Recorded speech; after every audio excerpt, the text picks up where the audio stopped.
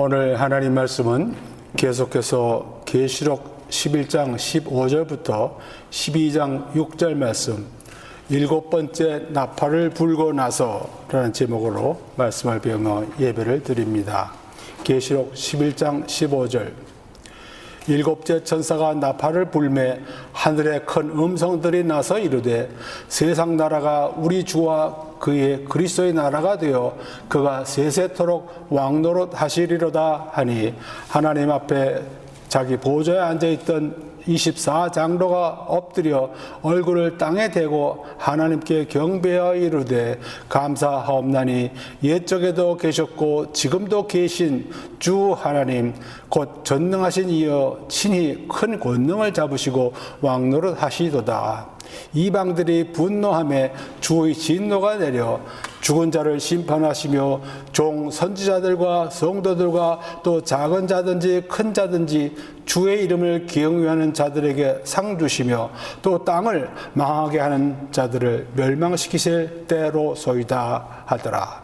이에 하늘에 있는 하나님의 성전이 열리니 성전 안에 하나님의 언약궤가 보이며 또 번개와 음성들과 우레와 지진과 큰 우박이 있더라.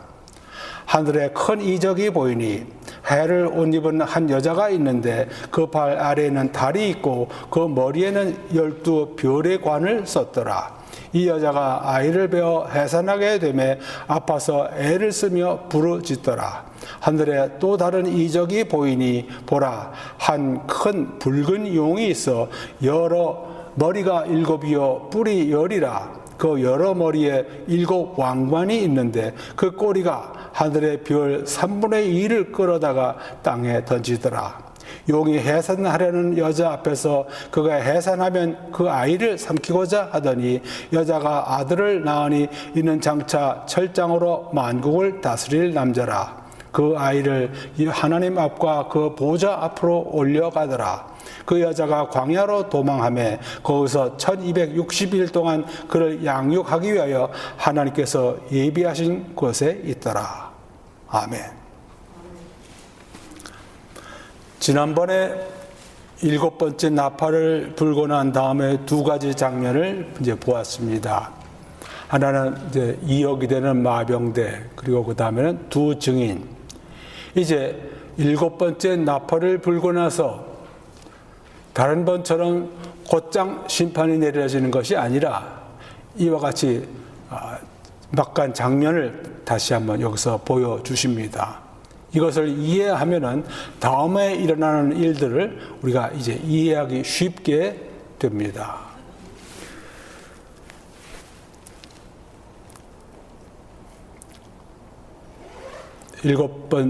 일곱째 천사가 나팔을 불매, 이것이 이제 일곱 번째 나팔을 부는 것입니다.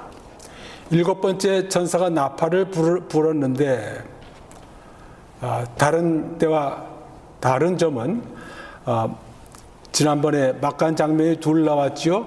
이것이 이제 일곱 번째 나팔이 불고 난 다음에 마찬가지로 다른 여러 장면들을 보여주시고 설명하시면서 이제 일어나고 있는 대환란의 배경을 이해하도록 하십니다. 하늘에 큰 음성들이 나서 이르되, 지난번에 성전을 측량하라고 하는 것은 땅이 성전에서 일어난 일입니다.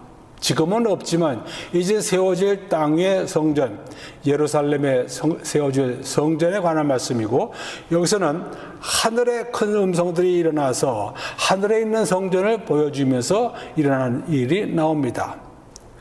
하늘에 큰 음성들이 나서 이르되, 큰 음성들이 누구의 큰 음성입니까? 우리가 지난번에 보기로는 예수 그리스도께서 말씀하실 때 큰 음성으로 들리기도 했고, 천사가 말을 할 때 큰 음성으로 들리기도 했고, 혹은 독수리가 말을 할 때도 큰 음성으로 들렸고, 보좌 앞에 모인 성도들이 기도 드릴 때도 큰 음성으로 들리기도 했습니다. 여기 큰 음성들 복수로 나온 것으로 봐서 아마도 네 생물이 한 말, 혹은 24장로들이 한 말, 이것들이 모두 다 합쳐졌다 꼭 우리가 볼 수 있겠습니다. 세상 나라가 우리 주와 그의 그리스도의 나라가 되어, 세상 나라는 세상에 있는 나라들, 마귀 왕국을 말하지요. 세상에 있는 나라들이 이제 그리스도의 왕국으로 바뀌더라. 그리스도의 왕국이 되어서 그가 세세토록 왕노릇 하시리로다. 예수 그리스도께서 왕이 되셔서 세세토록 다스릴 것이라 하는 것을 이 큰 음성들이 말을 했습니다. 그리고 났더니 16절에 하나님 앞에서 자기 보좌에 앉아있던 24장로가 엎드려 얼굴을 땅에 대고 하나님께 경배하며, 하나님 보좌를 둘러싸고 있던 24장로가 있었습니다. 계시록에 6번 언급되는 것이 이 24장로들입니다. 4장 4절, 4장 10절, 5장 8절, 그리고 여기서 24장로가 나옵니다. 24장로가 누굽니까? 우리가 지난번에 배우기를 천사들이다 하는 사람들이 있고, 혹은 이 사람들은 사람들이다 하는 사람들이 있는데, 우리는 24장로가 예수님을 믿고 구원받은 사람들 중에서 하나님께서 합당하게 생각하셔서 택함 받은 사람들이라고 우리가 했습니다. 그러니까 이 24장로는 구약의 성도들이 아니고 신약의 성도들이라고 우리가 봅니다. 이들이 보좌에 앉아 있다가 일어나서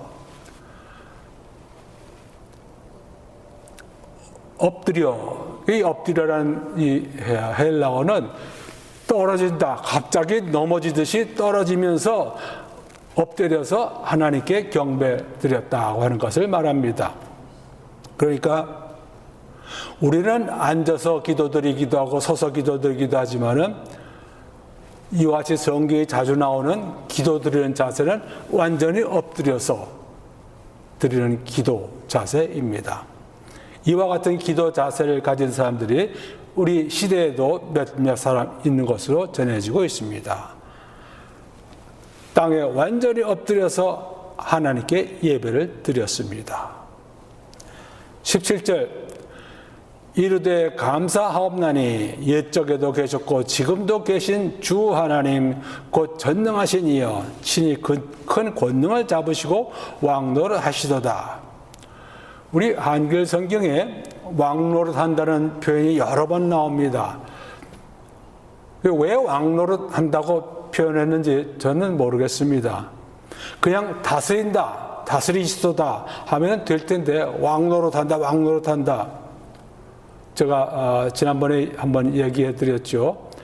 우리 이 성경에는 왕국, 킹덤, 바실레이아가 나오는데 우리 한글 성경에는 전부 다 나라로 번역을 했습니다. 그러니까 원래 개념은 나라, 뭐 민주주의 국가, 자유주의 국가 같은 나라가 아니고 예수님께서 왕이 되시는 왕국을 가르칩니다. 그래서 여기서 왕노릇 하시다도 하는 것은 예수님이 다스린다는 것을 자연적으로 표현하는 겁니다. 예수님은 왕으로 오셔서 다스릴 것입니다. 이것이 성경에, 신약성경에 여러 번 나오는 개념이고 말씀입니다.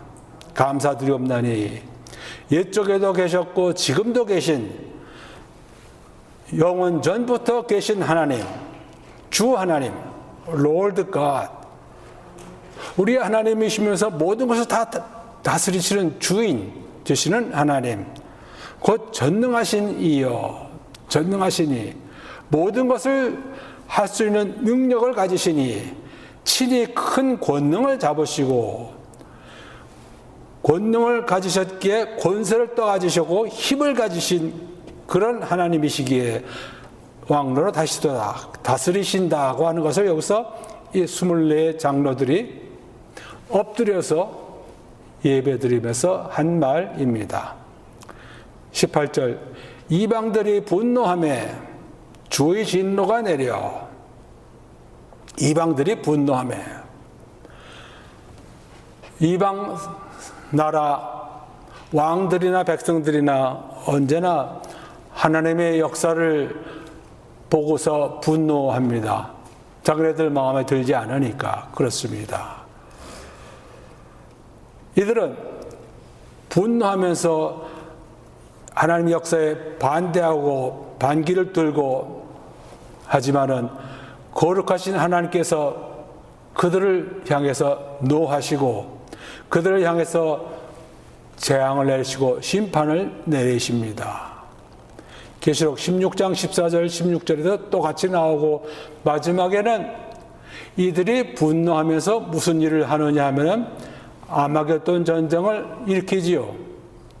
그래서 하나님께서 주님께서 가셔서 아마겟돈 전쟁에 모인 이 적들을 모두 다 무찌르시고 승리하시는 모습이 나중에 나옵니다. 우리가 나중에 좀 더 자세히 볼 것입니다.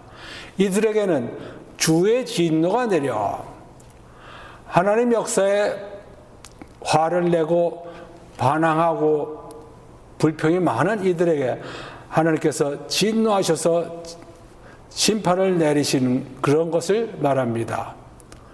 이방 나라의 분노와 하나님의 진노는 상대가 되지 않지요.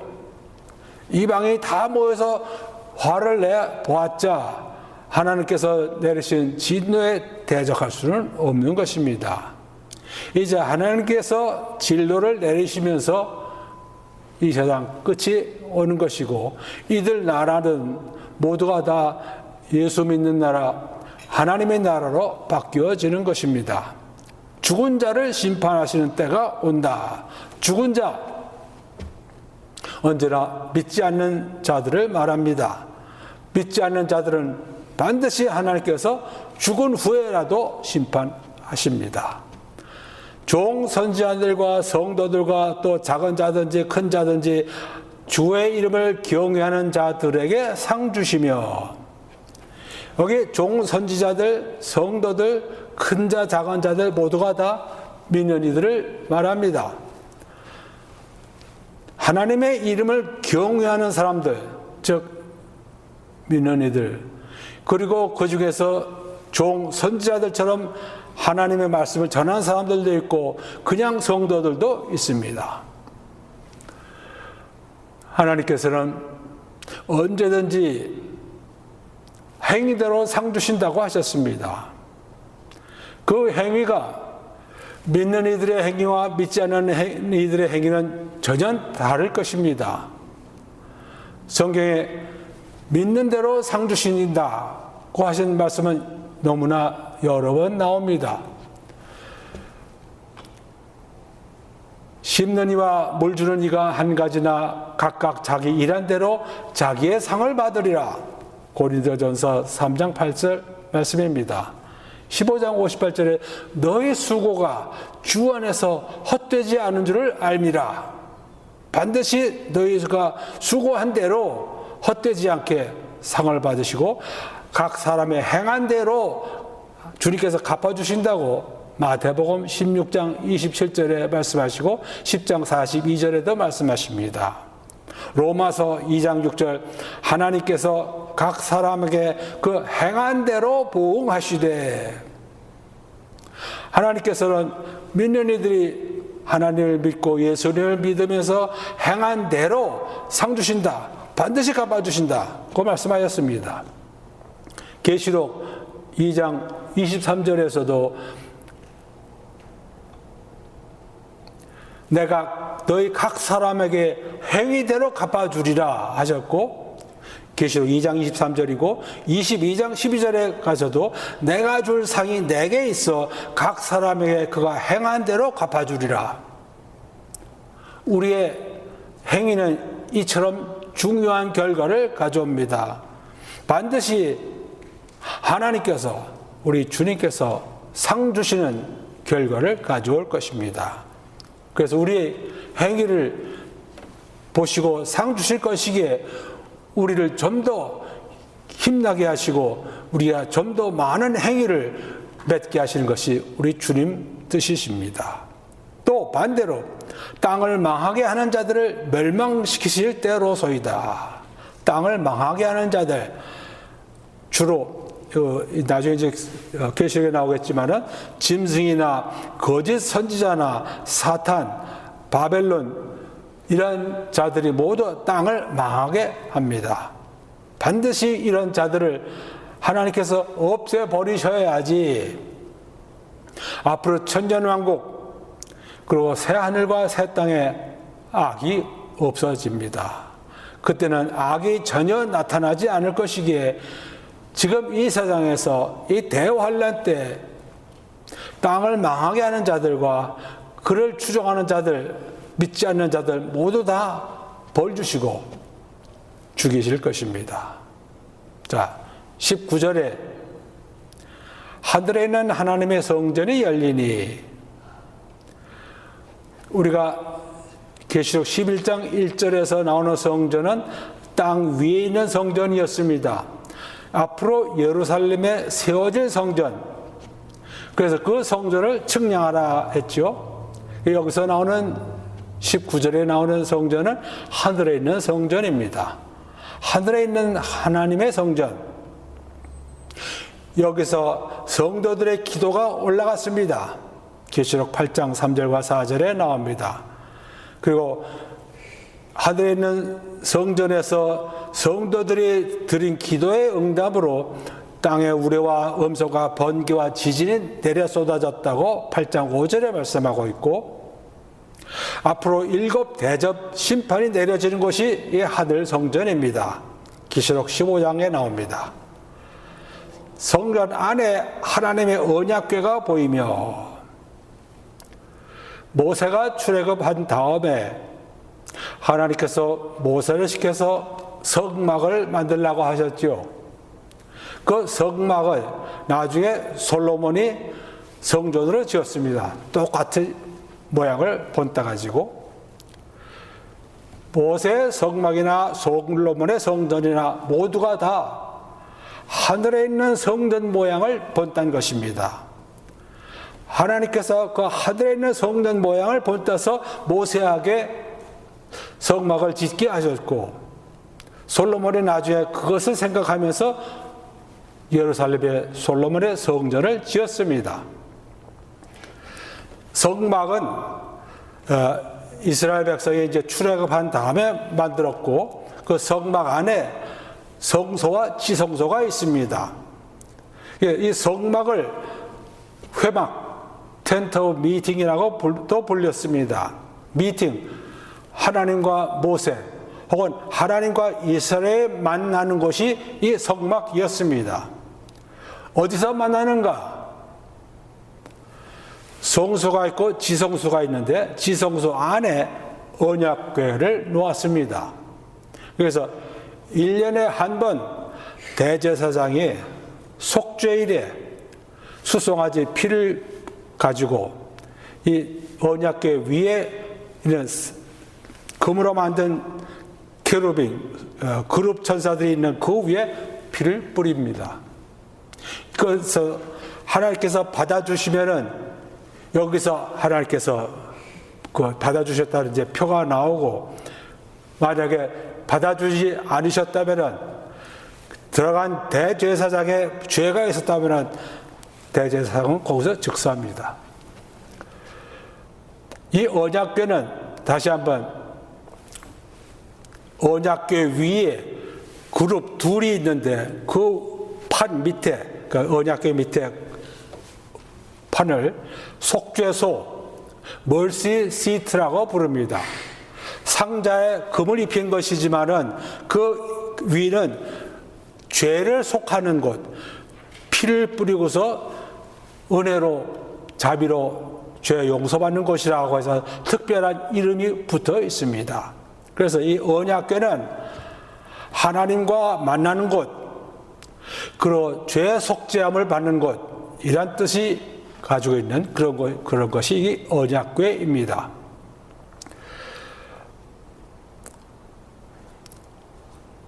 속죄소 앞, 언약궤 앞에 하나님께서 나타나신다고 레위기 16장 2절에 말씀하고 있습니다. 여호와께서 모세에게 이르시되 내 형 아론에게 이르라.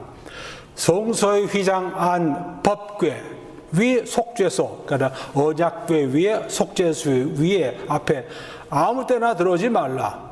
그리하여 죽지 않도록 하라. 이는 내가 구름 가운데서 속죄소 위에 나타남이니라. 하나님께서 속죄소 위에, 언약궤 위에 두 그룹이 날개를 펴고 내려보는 그 위에 나타날 것이라고 말씀하신 것입니다. 대제사장만이 1년에 한 번 접근할 수 있는 것이 이 언약궤.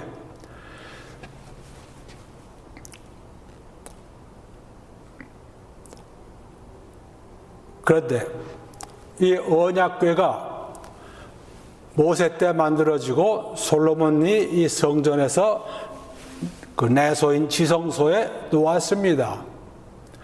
그런데 그 솔로몬 이후에 왕들이 말씀을 지키질 아니하고 제대로 속죄에 가서 일도 하지 않고 그러다가 이제 나중에 바벨론 느부갓네살 왕이 와서 예루살렘을 다 파멸시키죠. 그러면서 이 언약궤에 대한 말씀이 그다음부터 없어집니다. 아마도 그때 망가졌던지 마카바요 후서에 보면은 선지자 에레미야가 이 언약궤를 시내산으로 옮겨서 감추어뒀다고 하는 말이 나오는데 그것은 증명이 되질 않고 있습니다. 그래서 유다 왕국이 망하면서 그 이후로 언약궤란 이름이 단어가 구약 역사에서 다시 한번 나오지 않고 일설에 의하면은 전통적 말에 의하면은 솔로몬 왕을 방문한 스바 왕이 에디오피아로 돌아갈 때 그 언약궤를 훔쳐갔다, 가져갔다 이런 말을 하기도 합니다. 근데 나중에 그러면 에디오피아에 어디에 그 언약궤가 있느냐? 거기 본 사람이 없습니다. 그래서 이제 이 땅 위에 있는 언약궤를 찾기는 어려울 것이고 없어졌는지도 모르고 한데 하나님께서는 지금 하늘의 성전에 있는 언약궤를 보여주십니다. 땅 위에 있는 언약궤는 그것을 보고 이제 만들었으니까 원본을 보여주시는 것이죠. 또 번개와 음성들과 우레와 지진과 큰 우박이 있더라. 하나님께서 나타나실 때 조용히 나타나신 적이 없습니다. 모세의 8째 재앙을 내리실 때도 이와 같이 우레와 우박과 이런 것들이 나타났고 시내산에서 모세와 이스라엘 백성들이 십경을 받을 때에도 우레와 번개와 소리가 크게 들려서 백성이 모두 다 떨었다고 출애굽기 19장 16절, 20장 18절, 19절에 나옵니다. 계시록에서도 하나님 보좌 앞에서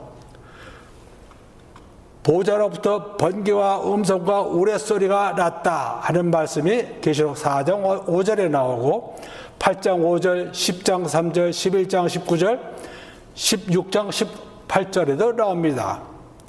하나님께서 사람들에게 나타나실 때 조용히 나타나시지 아니하고 이와 같이 번개와 우레와 천둥소리 이런 거 다 시끄럽게 분명히 하고 하시는 이것을 갖다가 우리는 storm theophanie라고 부릅니다.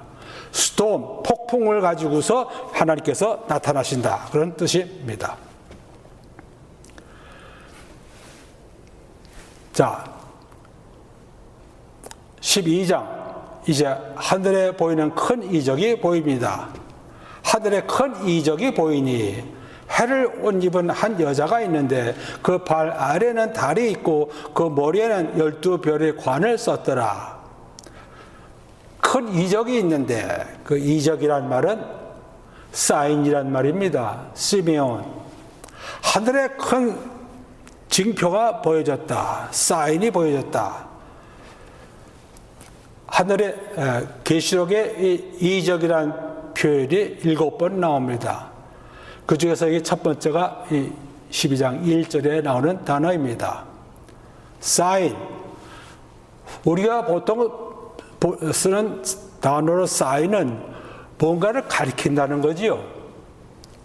그 어딘지를 가리킨다 할 때 그 사인이 나타났다고 보는데, 이제 여기서도 하나님께서 하시는 역사의 방향이 나타났다고 해서 지금 요한에게 이 사인, 이적을 보여주셨습니다. 해를 옷 입은 한 여자가 있는데, 한 여자가 선을 입었습니다. 이 여자가 누구인가? 이것은 문자적으로 볼 수 있는 여자가 아니고 상징적으로 나오는 여자입니다. 계시록에는 여자가 넷 나옵니다. 계시록 2장 20절에는 이세벨에 나오고, 여기 하늘의 이적에서 나오는 여자가 있고, 계시록 17장에 나오는 음녀가 있고, 음녀라는 것은 우리가 보기에 배교한 교회, 참 예수를 믿지 않고 모양으로만 믿는 사람들이 모이는 교회를 말하고, 네 번째 마지막으로 어린 양의 신부, 19장 7절과 8절에 나오는 참교회를 말합니다. 그래서 여자가 넷 나오는데, 여기서 이제 처음 나오는 여자가 누구냐? 각각 다르게 해석을 합니다. 가톨릭 교회에서는 여기 나오는 여자는 동정녀 마리아라고 부르고, 개신교에서도 처음에는 이 여자를 교회라고 해석을 했었습니다. 이단 가르침을 가르치는 사람들은 이 여자가 자기들의 교주라고 가르치기도 하고, 그러면 누구냐? 우리들이 보기에 이 여자는 이스라엘입니다. 조금 전에 언약궤가 나왔죠. 언약궤는 이스라엘과 관련될 때 나오는 것이지, 그리스도를 믿는 크리스찬들에게 언약궤가 나오질 않습니다. 이제 7번째 나팔이 불고 마지막 3년 반의 대환란 기간 동안 하나님의 주어 역사하시는 대상은 이스라엘입니다. 그래서 언약궤를 보여주셨고, 여기 나오는 여자는 이스라엘이라 하는 것입니다. 해로 옷 입었다고 하는 것은 이 여자가, 이스라엘이 이제 영광을 되찾았다 하는 뜻이 됩니다. 그 발 아래는 달이 있고, 달을 발 밑에 두었습니다. 그 머리에는 12별의 관을 썼다. 요셉이 창세기에서 꾼 꿈에 해와 달과 별 모두가 다 자기를 둘러싸고 있는 그런 꿈을 꿉니다. 창세기 37장 9절, 요셉이 다시 꿈을 꾸고 그의 형들에게 말하여 이르되, 내가 또 꿈을 꾼즉 해와 달과 11별이 내게 절하더이다. 그랬더니 그 아버지 야곱은 그 꿈이 무엇인지 금방 알았습니다. 그 다음 절, 그가 그의 꿈을 아버지와 아들의 형들에게 말하며 아버지가 그를 꾸짖고 그에게 이르되, 네가 꾼 꿈이 무엇이냐? 나와 내 어머니와 내 형들이 참으로 가서 내게 땅에 엎드려 내게 절하겠느냐? 야곱은 이 꿈이 무슨 내용인지를 금방 알았습니다. 그래서 요셉을 야단친 거지요. 그러나 여기서 보니까 그가 꾼 꿈대로 이스라엘은 해를 옷 입고, 발 아래는 달을 가지고 있고, 머리에는 12별의 관을 쓴 모양으로 나왔습니다. 2절, 이 여자가 아이를 베어 해산하게 되매 아파서 애를 쓰며 부르짖더라. 이스라엘이 구세주를 낳아서 태어나게 하는데, 그 아이는 구세주입니다.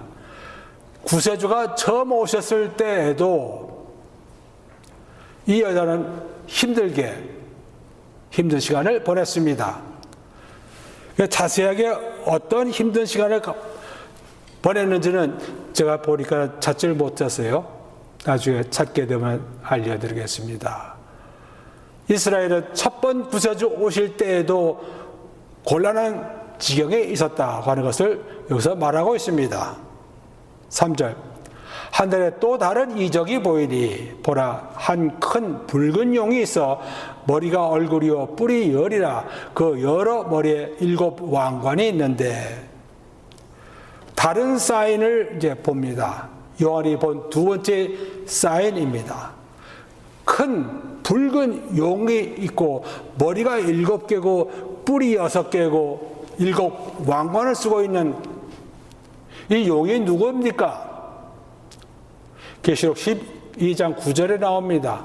큰 용이 내쫓기니 옛 뱀 곧 마귀라고도 하고 사단이라고도 하며, 그러니까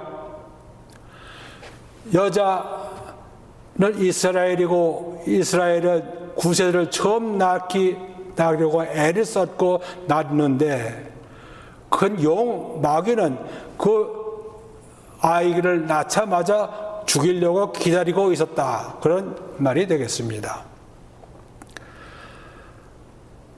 14절 그 꼬리가 하늘의 별 3분의 1을 끌어다가 땅에 던지더라. 용이 해산하려는 그 여자 앞에서 그가 해산하면 그 아이를 삼키고자 하더니 이스라엘이 구세주를 낳으면은 삼켜서 죽여버리라고 마귀가 기다리고 있었습니다. 그리고 이 마귀는 하늘의 별 3분의 1을 끌어다가 마귀는 천사들 3분의 1을 이끌어가지고 땅에 던지더라. 타락시키고서 결국 하늘에서 다 쫓겨난다는 그런 말씀입니다. 용이 해산하려는 여자 앞에서 해산하면 그 아이를 삼키고자 하더라. 이 얘기는 옛날 헬라 신화에 나오는 얘기와 비슷합니다. 그러나 우리가 생각하기에 요한이 쓸 것이 없어서 헬라 신화에서 빌려서 여기 이런 말을 썼겠습니까? 그렇지 않지요. 여기서 쓴 내용은 요한이 본 내용을 하늘에서 쌓인 징조를 보고서 쓴 내용이기에 헬라 신화와 아무 관계가 없습니다. 5절 여자가 아들을 낳으니 이는 장차 철장으로 만국을 다스릴 남자라. 구세주란 말입니다. 그 아이를 하나님 앞과 그 보좌 앞으로 올려가더라. 이스라엘은 아들 구세주를 낳습니다. 이는 장차 철장으로 만국을 다스릴 남자라. 예수님은 나중에 만국을 철장으로 다스릴 것입니다. 그 아이를 하나님 앞과 그 보좌 앞으로 올려가더라. 여기서 올려간다고 하는 이 단어가 우리 한글 성경에 잘 나오지 않는데 이 올려간다는 이 단어가 언제 쓰여졌느냐 하면은 사도행전 8장에서 빌립이 전도하다가 주의 영이 빌립을 이끌어 올라갔다. 8장 29절에 나옵니다. 스내 취해서 데려갔다는 말입니다. 저절로 천천히 올라간다는 게 아니고, 그 다음 이 똑같은 단어가 언제 쓰이느냐 하면은 바울이 낙원에 가는 얘기가 고린도후서 12장 2절에 나오죠. 그때 바울이 자기를 스내 취해서 올라가서 낙원에 갔었다는 말을 쓸 때 이 단어를 썼습니다. 그 다음 세 번째, 휴거할 때 우리 살아남은 자들도 그들과 함께 구름 속으로 끌어올려 획 잡아 올리치는 것을 말할 때 이 단어를 썼습니다. 그러니까 주님께서 제자들이 보고 있는 가운데 승천하신 것을 가리킨다고 우리는 보고 있습니다. 사도행전 1장 2절, 1장 21절에 나오죠. 그 다음 6절, 그 여자가 광야로 도망하매 거기서 1260일 동안 그를 양육하기 위하여 하나님께서 예비하신 곳에 있더라. 이 이스라엘이 광야로 도망합니다. 도망하는 이유는 후 3년 반 대환란 동안에 이스라엘에 대한 박해가 극심할 것이기에 이 여자는 광야로 도망하고 거기서 1260일 3년 반입니다. 3년 반 후 대환란 동안에 이스라엘은 하나님께서 예비하신 곳으로 피해가지고서 거기서 지낼 것이라고 하는 말입니다. 그러니까 우리가 보기에 3년 반은 벌써 정해진 기간으로 계시록 11장 2절, 3절, 12장 14절, 5절에 다 나옵니다. 3년 반이라는 기간은 정해진 기간이고 그 기간 동안에 하나님께서 이스라엘을 향해서 역사하시는 이 기간 동안에 마귀 사탄의 핍박과 환난은 너무나 크게 이스라엘 백성에게 주어질 것이기에 그동안 피했다는 것을 여기서 말하고 있습니다. 이제 7번째 나팔이 부러졌습니다. 이제 7 대접 심판이 일어날 터이고 그 직전에 지금 하나님께서 이제부터는 이스라엘을 상대로 역사하신다는 것을 지금 보여주셨습니다. 언약궤도 보여주시고 이스라엘이 피난할 곳도 하나님께서 마련하셨다고 말씀하셨습니다. 이제 구약에서 하나님께서 말씀하신 그 뜻을 온전히 이루셔서 진정 이스라엘이 하나님께서 택하신 백성으로 하나님의 영광을 드러나는 일을 하기 위해서 하나님께서 역사하시는 때가 온 것을 우리가 여기서 봅니다.